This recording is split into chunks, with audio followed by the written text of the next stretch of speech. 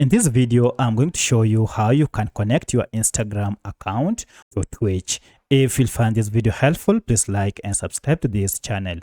Alright, to link the two, first you need to have an account on both Twitch and Instagram. Then go ahead and log into your Twitch account. As you can see, I'm logged in here. If you click on your profile icon below and then go to settings.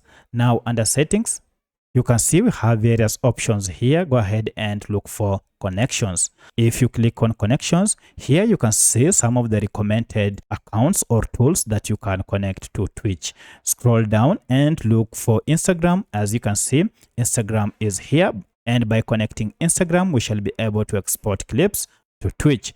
Here you are told by connecting your Instagram account, you acknowledge and agree that information you and authorized users choose to share will be uploaded to Instagram and may be viewed by Instagram and other Instagram users. You have also to note that your Instagram account information may be used by Twitch. However, Twitch will not publicly display your Instagram account information. And finally, you can disconnect this whenever you wish. Now to connect Instagram, go ahead and click on connect and you'll get a pop-up redirecting you to your Instagram account where you'll have to log into your Instagram account.